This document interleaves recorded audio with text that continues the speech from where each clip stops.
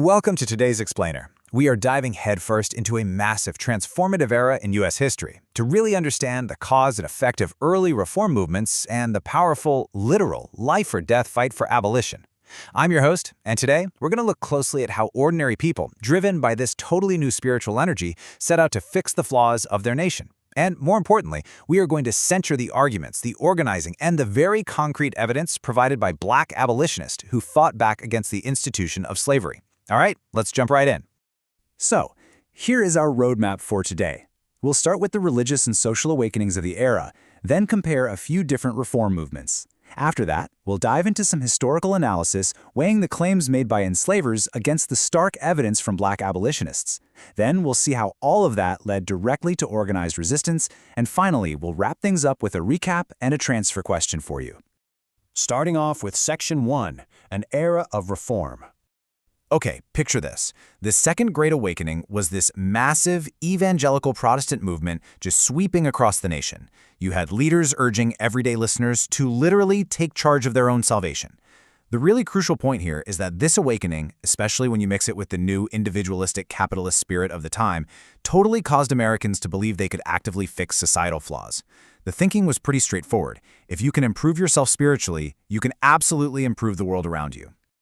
All right, time for a quick pause check. Why did the Second Great Awakening spark so many different reform movements? Take a second to think about it.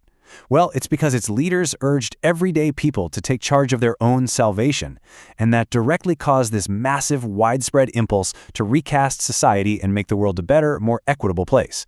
People truly believed they had the power and, honestly, the moral duty to create a perfect society.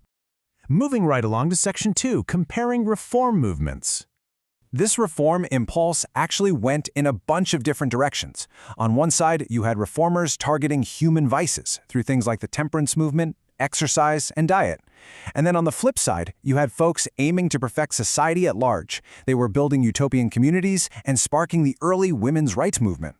But listen, while those health and utopian reforms were definitely important to the people practicing them, they really pale in comparison to abolition.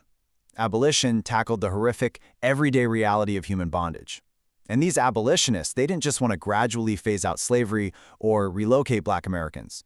No, they envisioned a completely new United States without slavery, a place where Black and white people stood on equal footing. And as you can probably guess, demanding that kind of total systemic change generated immense, deeply polarizing pushback. Which brings us to Section 3, Claims and Evidence. Let's unpack the main claim first. As the abolition movement grew, slaveholders didn't just sit back and quietly disagree. They actively fought back with a very powerful narrative. Enslavers aggressively pushed this claim that slavery was actually a positive aspect of American society. They genuinely argued that it reformed the lives of enslaved people by exposing them to civilization and religion, and they framed abolitionists as this huge threat to all order and decency. It's a wild claim, but this was the story they sold to justify their actions and protect their massive wealth. But now we absolutely must look at the evidence. We have this incredible first-hand account from Boiro Brinch. He was captured in Africa at age 16, brought to America, and eventually fought for the Patriots during the American Revolution. He published his story back in 1810. He writes about returning to his master and eventually being emancipated because of his military service. He says, "Thus was I a slave for 5 years, fighting for liberty. Here I enjoyed the pleasures of a freeman. My food was sweet, my labor pleasure, and one bright gleam of life seemed to shine upon me." His first-hand account of fighting for true liberty completely dismantles the enslaver's claim. For Brinch, civilization and happiness did not come from being enslaved. It only came when he finally tasted the sweet pleasure of being a freeman. And we've got even more vital evidence right here, this time from Boston King. King was an enslaved man from Charleston who took a totally different path to freedom during the Revolution. He joined the British, who actually offered emancipation to those who fought for them. At the end of the war up in New York, a rumor started spreading that the British were going to hand the formerly enslaved back to their American masters. He wrote, "This dreadful rumor filled us all with inexpressible anguish and terror. Many of the slaves had very cruel masters, so that the thoughts of returning home with them embittered life to us.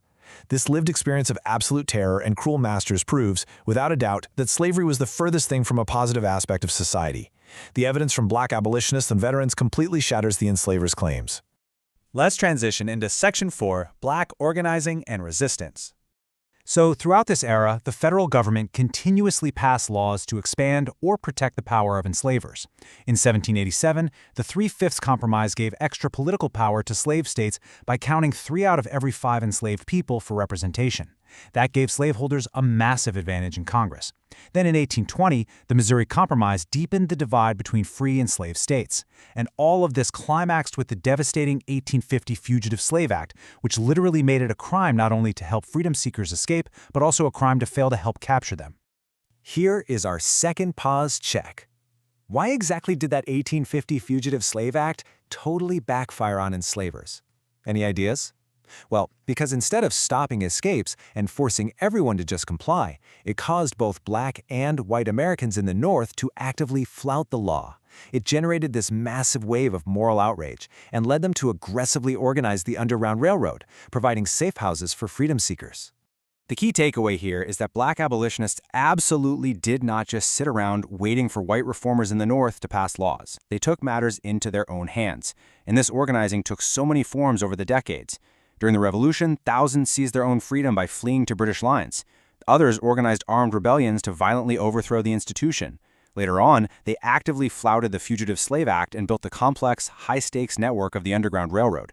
Basically, every single time the government tightened its grip, black organizing adapted and resisted even harder. And that leads us to our final part, Section 5, Recap and Transfer Question. Let's do a quick recap of what we've covered today. We saw how the Second Great Awakening sparked a massive wave of reform across the country. But when we compare these movements, it's super clear that while some antebellum reformers were focused on personal health or building utopian societies, black abolitionists were fighting a literal life-or-death battle. We looked at how enslavers made false, totally self-serving claims that slavery was a positive good, and how the undeniable lived evidence from men like Boyero Brinch and Boston King completely shattered those claims. And finally, we learned that every restrictive law, especially things like the Fugitive Slave Act, only fueled greater organizing and resistance. I want to leave you with this transfer question to really spark some great classroom discussion. How did the cause and effect patterns of 19th century abolitionist organizing help us analyze the ways people advocate for social justice in our own communities today? Because truly understanding how people historically took claims and evidence and turned them into organized action, well, that's the key to understanding democracy itself. Thank you so much for joining me for this explainer, and definitely keep asking great questions.